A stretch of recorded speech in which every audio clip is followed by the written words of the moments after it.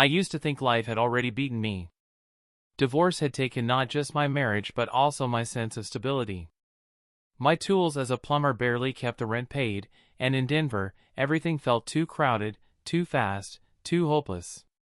Every time I looked at my bank account, I felt like a man drowning in debt while clutching a leaky bucket. That's when fate tossed me the strangest lifeline imaginable, a county auction. It was a Thursday morning, and I had gone down to the courthouse for a completely different reason, to pay a traffic ticket. As I stood in line, I noticed a piece of paper tacked onto a bulletin board. It listed delinquent property taxes for land that was about to be auctioned off. My first thought? Who in the world sells property for pennies? Curiosity got the better of me. That evening, I sat at my old laptop, searching the county website. Page after page of parcels, some abandoned lots, others forgotten cabins. And there it was, tucked between descriptions of scrubland and floodplain acres. Mountain cabin with 4 acres.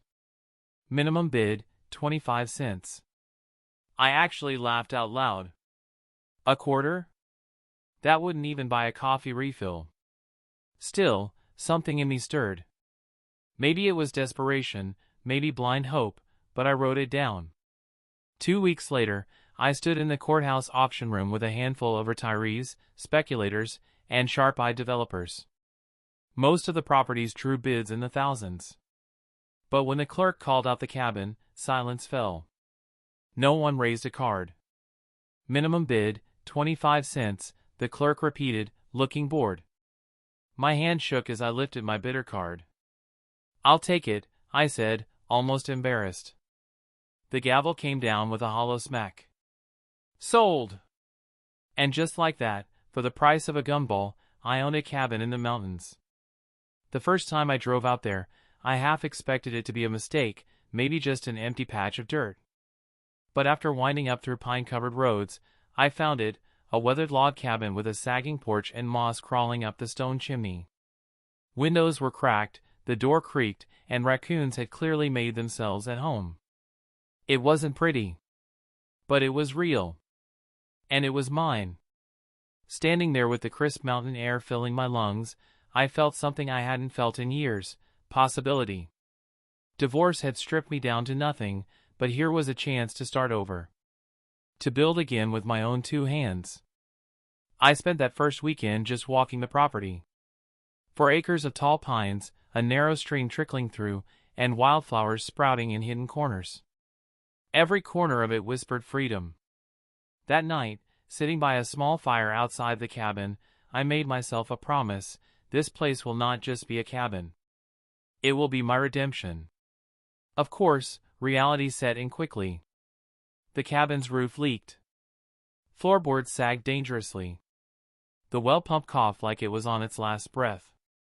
I knew nothing about restoring cabins, but I knew how to work hard. After all, plumbing had taught me more about problem solving than any manual ever could. Every weekend after that, I drove my old pickup up the mountain. I patched roofs with scrap tin, replaced rotting beams with lumber from discount yards, and hauled out years of junk. Some nights, exhaustion hit me so hard I slept on the dusty floor, curled up in a sleeping bag. But the sweat didn't matter. Every nail I drove, every leak I patched felt like stitching my life back together. Neighbors from down the mountain occasionally stopped by. Most gave polite nods, probably assuming I wouldn't last long. Cabins like that eat men alive, one old-timer chuckled. But a few offered advice, even tools. Little by little, I began to feel less like an intruder and more like part of the mountainside. That cabin became my therapy. My ex-wife had called me a failure, a man who would never build anything lasting. But here I was, proving her wrong with every board I replaced. I didn't know it then, but this rundown shack I bought for 25 cents would one day be appraised at $10 million. And with that value would come attention, greed, and a war I never imagined. For now, though, I was just a broken man finding peace in the sound of hammers, saws, and wind whispering through the pines. The miracle had begun. The months rolled on, and the cabin slowly stopped looking like a ruin and started looking like a home. The sagging porch stood straighter. The chimney puffed smoke again. The leaks were sealed, the floor solid, the well pump replaced. But the real miracle wasn't in the repairs. It was in what I accidentally discovered. One Saturday, while digging a drainage trench near the stream, I noticed flakes of rock that glittered oddly in the sunlight. At first, I thought I was losing my mind. Then I remembered an old prospector's trick I'd once seen on TV: swish the soil in water and watch what settles. When I tried it, I couldn't believe my eyes. There were traces of minerals, not just worthless dirt, but tiny sparkles of something valuable. I rushed to the county office the next Monday.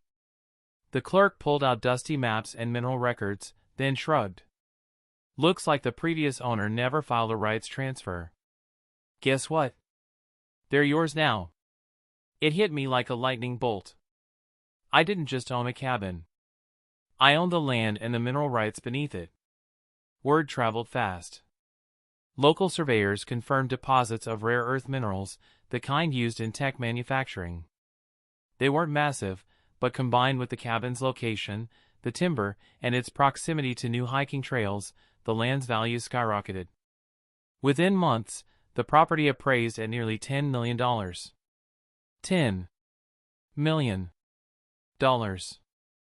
I had bought it for 25 cents. I remember sitting in my truck, staring at that appraisal paper, my hands trembling. It didn't feel real. Just a year ago, I had been a broke plumber sleeping on a mattress on the floor of my Denver apartment. Now, I was technically a millionaire, on paper at least. Money changes everything. And not always for the better. At first, it was small. Realtors leaving notes on the gate.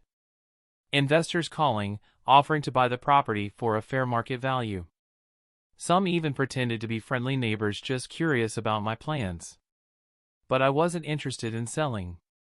That cabin wasn't just numbers to me, it was my redemption, my blood and sweat. So I doubled down. I restored the cabin fully, adding insulation, fixing the chimney, even installing solar panels with the little savings I had left. On weekends, hikers started stopping by, asking if I'd ever rent it out. Some even asked to take photos by the porch, saying it looked like a postcard. The cabin was becoming a landmark. But as my dream took shape, so did a shadow. It started with a woman in a sleek black SUV pulling up one evening. She stepped out in heels that didn't belong on a gravel driveway, wearing a power suit like she had just left a boardroom. Her smile was polished, but her eyes were cold. "Marcus, is it?" she asked. "I'm Delilah, president of the Alpine Heights Homeowners Association." I blinked. "Homeowners Association? I'm not in your neighborhood." She chuckled softly, as if I were a child who didn't understand the rules. "Actually, this entire ridge falls under our jurisdiction. That means your cabin is subject to our regulations, fees, and, of course, our authority." I laughed out of pure disbelief. "Lady, I bought this place fair and square. There's no HOA here." Her smile didn't waver. "Oh, you'll find it's much easier to cooperate than to resist. Paperwork can be persuasive."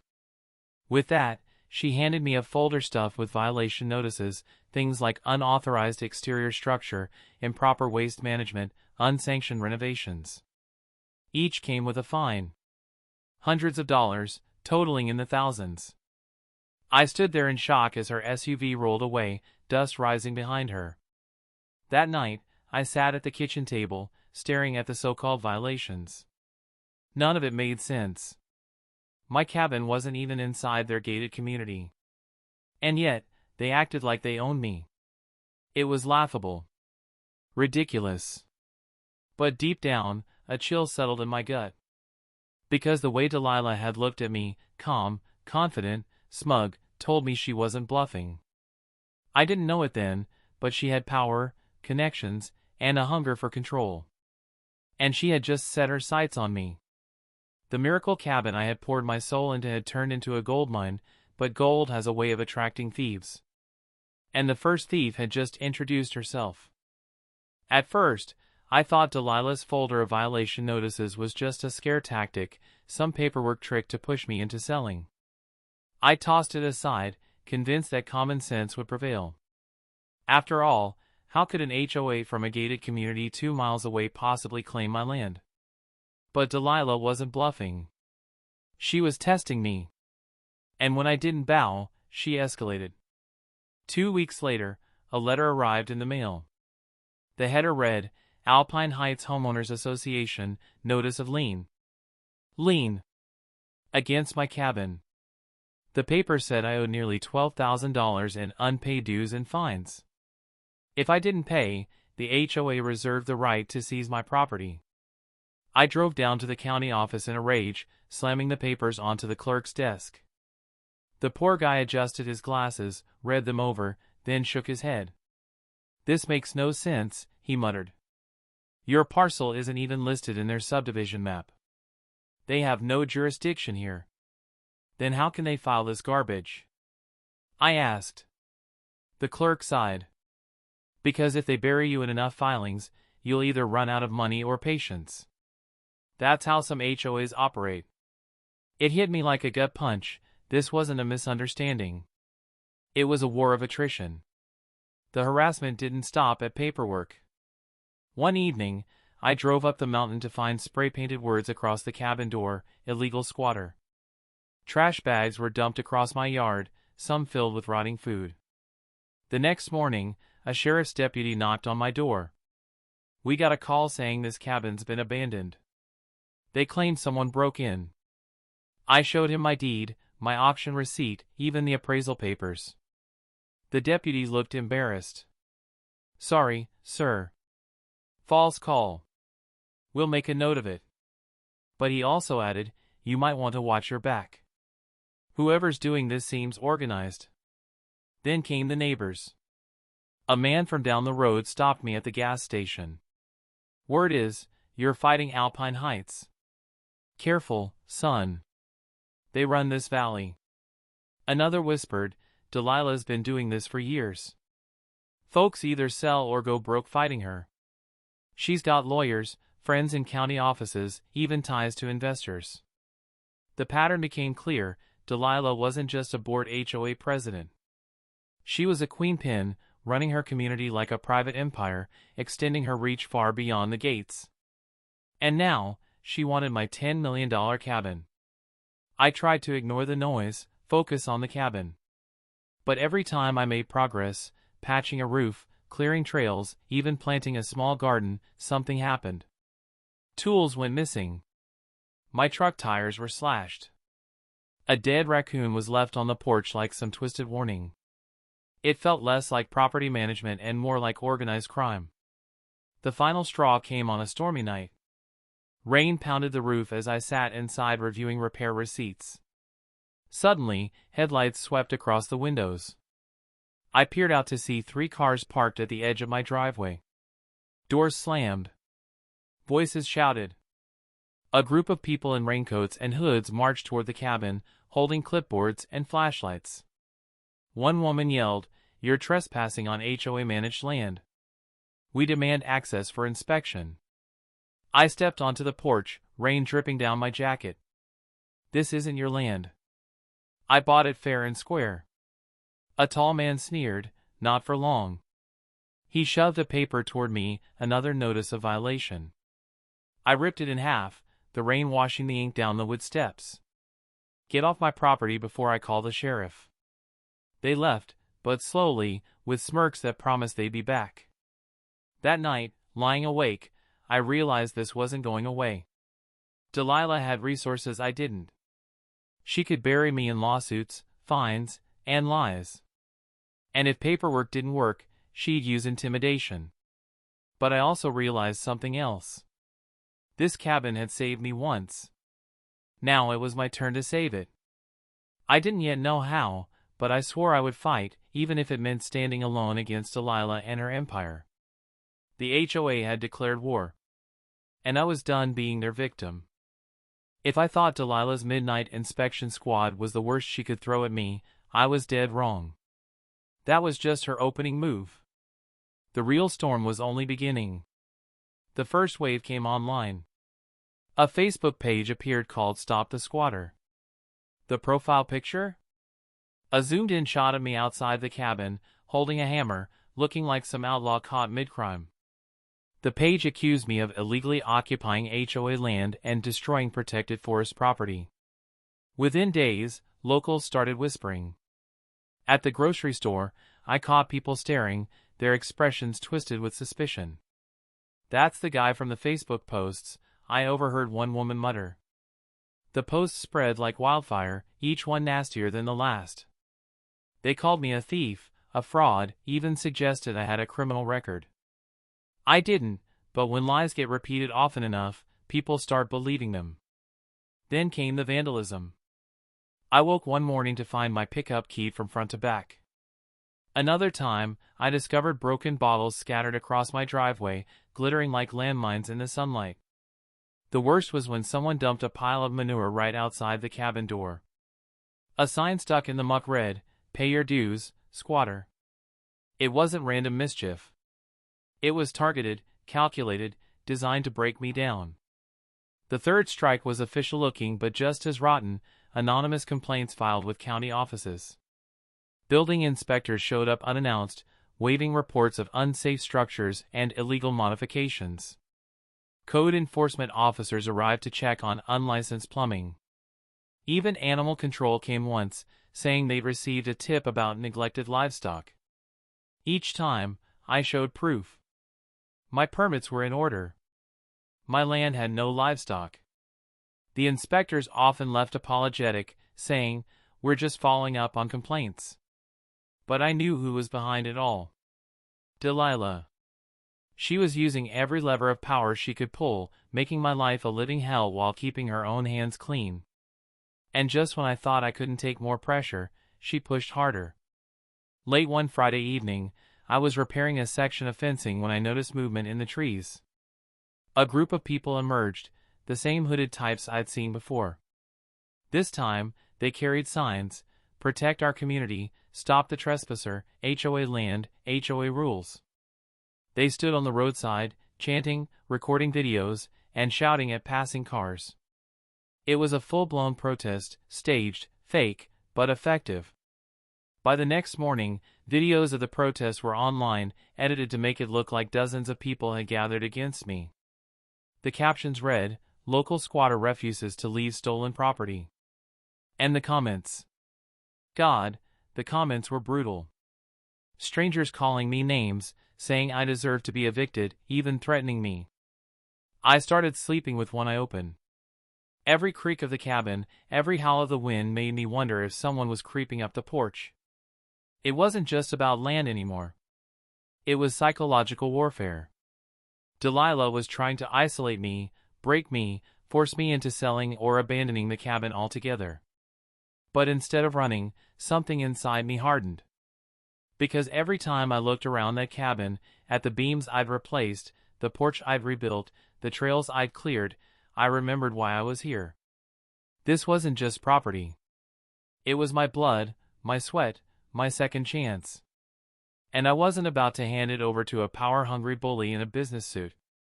One evening, while staring at the glow of my phone and the endless stream of lies about me, I made a decision. If Delilah could use the system against me, I'd find a way to use the system against her. I didn't yet know where to start, but I knew one thing: somewhere in all her paperwork, her arrogance, her endless need for control, she had left a crack. And when I found it, I'd drive a stake straight through it. The HOA thought they could bury me in harassment, fear, and lies. But all they were really doing was teaching me how to fight back. The pressure was crushing me. Between vandalism, false reports, and staged protests, it felt like the world was closing in. But just when I thought I was fighting alone, help came from the most unexpected places. It started with Harold. I first met him at the county records office. I was there again, digging through dusty binders, trying to make sense of HOA maps and parcel numbers. An older man with sharp eyes and a calm presence leaned over and said, "Son, you're looking in the wrong section." I frowned. "Excuse me?" He pointed to a different drawer. Alpine Heights jurisdiction stops at parcel 64B. Your cabin? That's 65A. They've got no legal claim over it. I looked at him like he was a lifeline. How do you know that? He chuckled. Because I helped write those codes 20 years ago. Name's Harold. Retired judge. My jaw nearly hit the floor. A judge. Sitting there in jeans and a fishing vest, casually flipping through maps like it was nothing. Delilah's tried this before, Harold said, lowering his voice. She preys on people who don't know the law or don't have the money to fight back. But you? You might have a chance, if you're willing to dig. That day, Harold became my mentor. He walked me through filings, explained statutes, and taught me how to spot the loopholes Delilah was abusing. The second ally was Sarah. She showed up at the cabin one afternoon, notepad in hand, her boots caked in mud. I'm Sarah Torres, freelance journalist. Mind if I ask a few questions? I was wary at first, the media hadn't exactly been kind to me. But Sarah was different.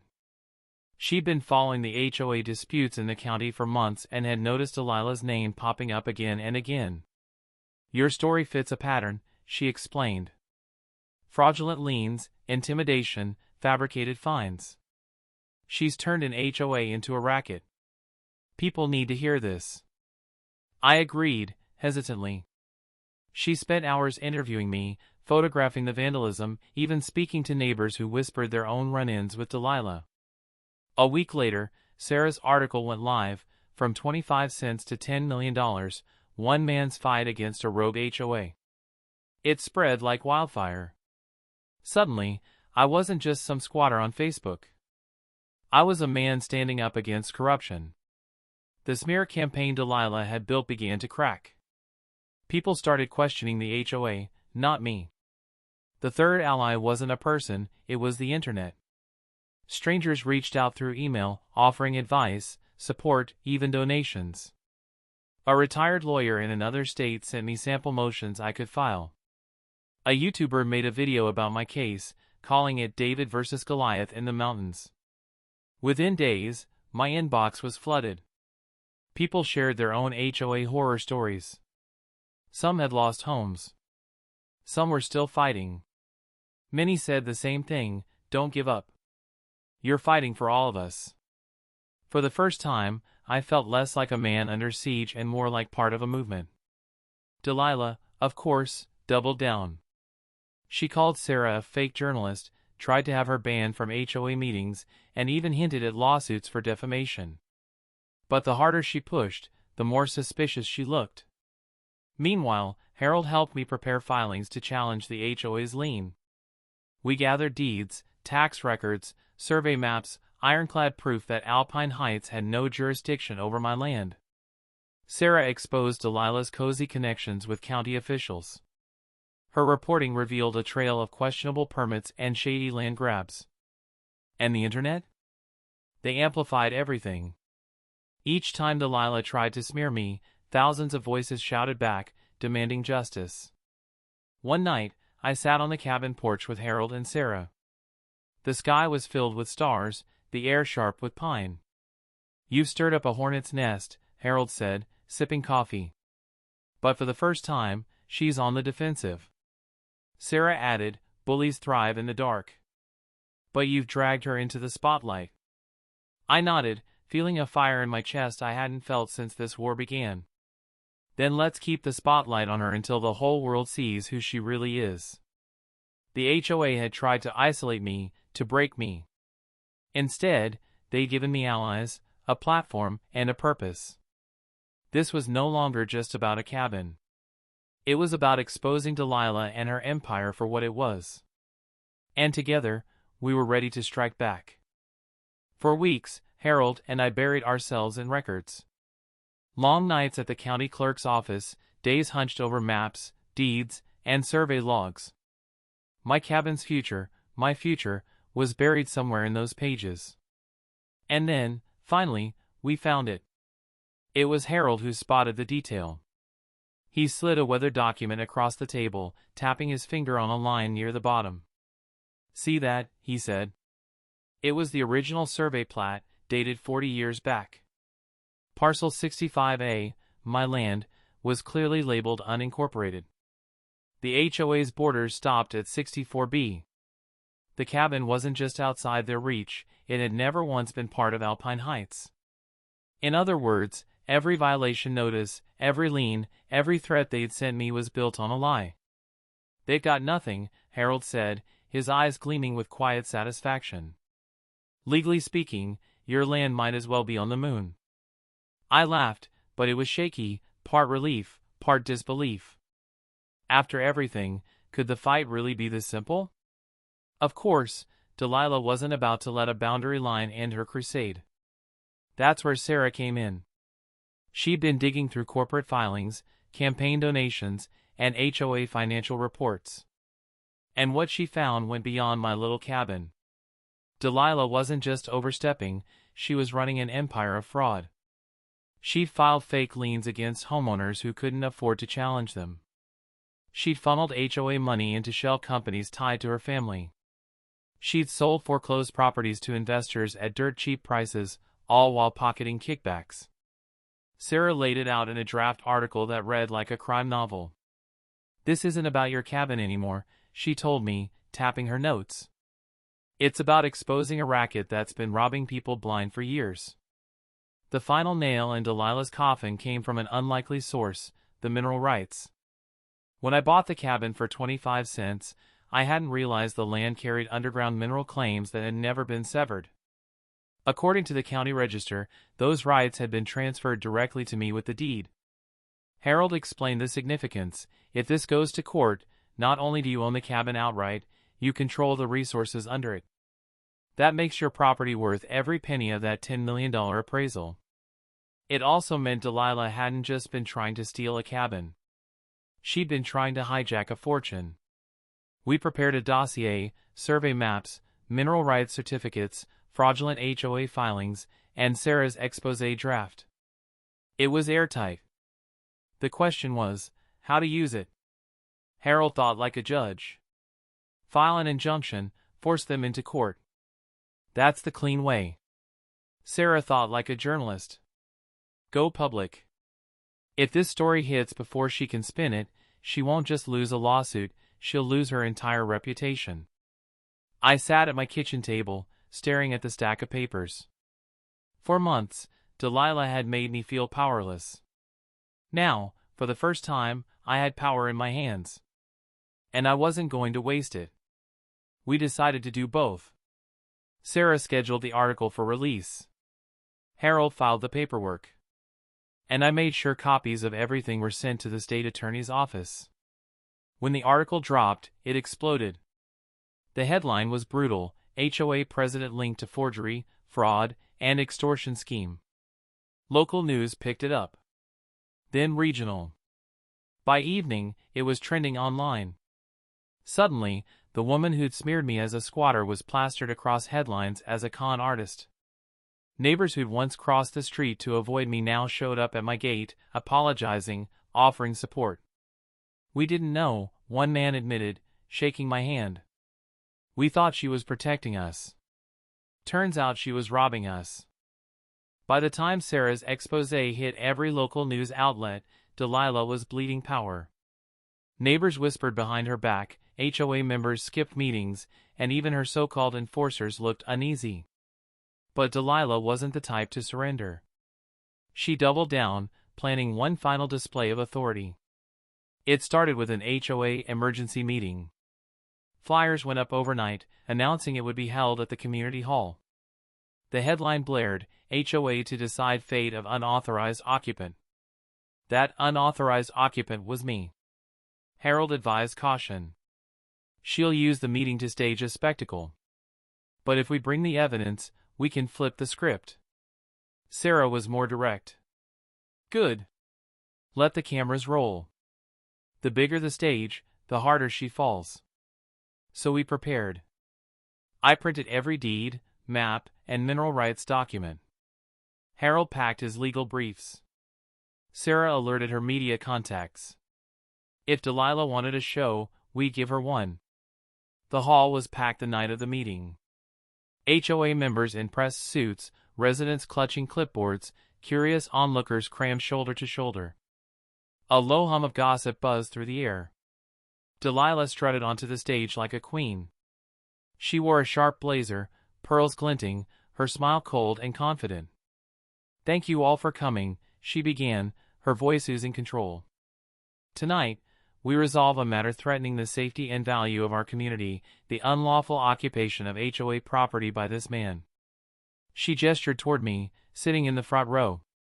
Murmurs rippled through the crowd. Delilah continued, stacking papers on the podium. "We have issued fines, liens, and eviction notices. Yet he refuses to comply. The HOA will now vote to seize the property." She leaned back, smug.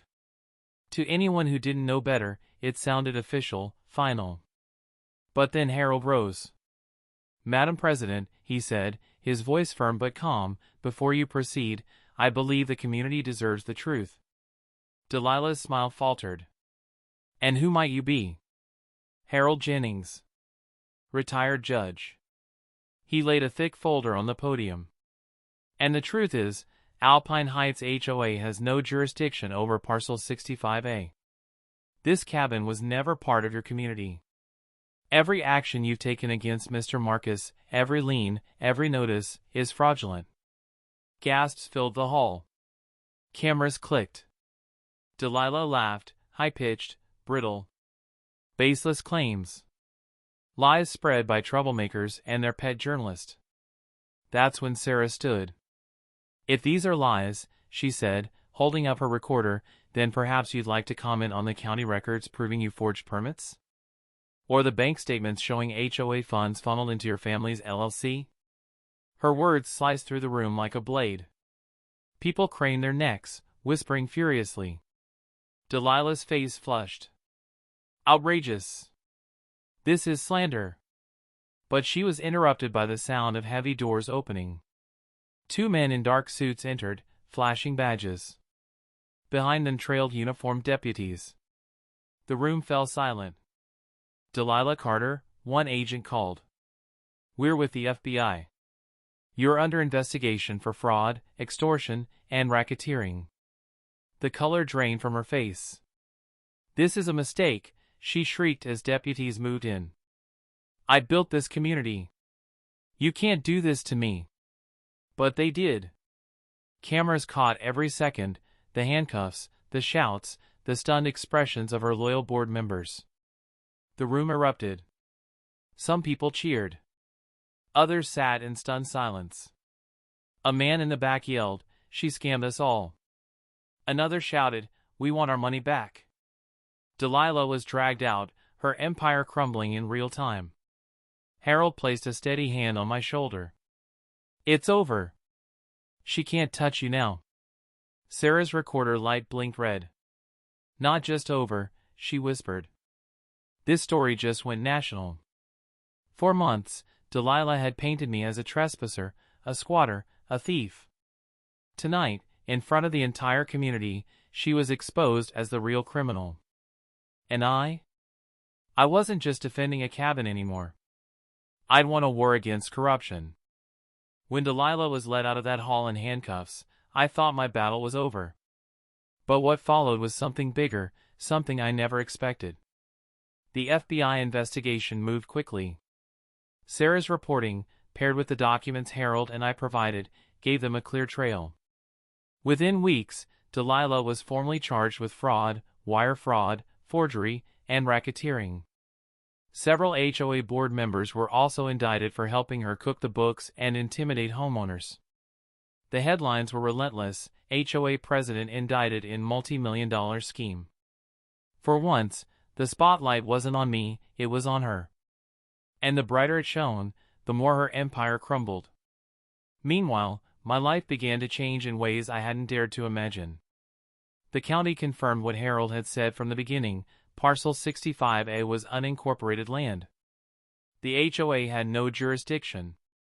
Every lien and violation notice they'd filed against me was tossed out like garbage. My title was declared clean and unchallenged. The cabin was officially, indisputably mine. Not just the cabin, though. The mineral rights too. That appraisal that once felt like a fantasy, $10 million, now looked very real. Investors started sniffing around. One even offered to buy me out on the spot. But I didn't sell. Because by then, the cabin wasn't just property. It was proof. Proof that an ordinary man could stand his ground and beat a corrupt system. Proof that no matter how loud the lies, the truth still mattered. The community around Alpine Heights went through its own reckoning. Neighbors who once avoided me now knocked on my door, offering apologies and even pies. One elderly woman hugged me and whispered, "I'm so sorry I believed her." She fined me for leaving a flower pot on my porch. Class action lawsuits piled up against the HOA. Homeowners demanded restitution. Some even tried to dissolve the HOA altogether. And through it all, they kept looking to me, asking how I'd stood up to her. The answer was simple: I hadn't done it alone. Harold became more than a mentor.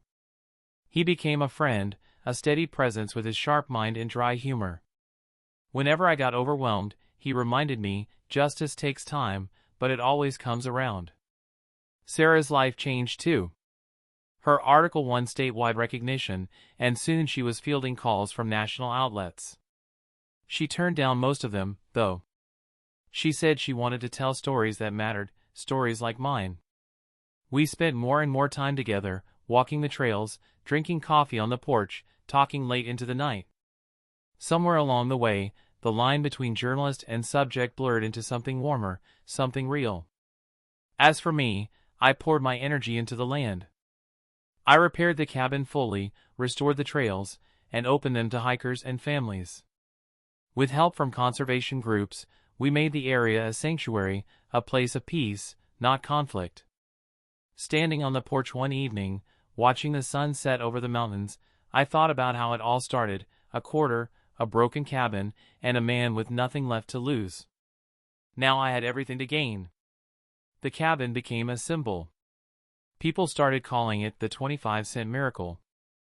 But to me, it wasn't about the money or even the victory over Delilah. It was about resilience. About fighting for what's right, no matter how small or powerless you feel. Delilah thought she could bury me in fear, fines, and lies. Instead, she buried herself. And me? I stood taller than I ever had before. Because sometimes, all it takes is one man, one cabin, and one unshakable belief that the truth will always, eventually, win.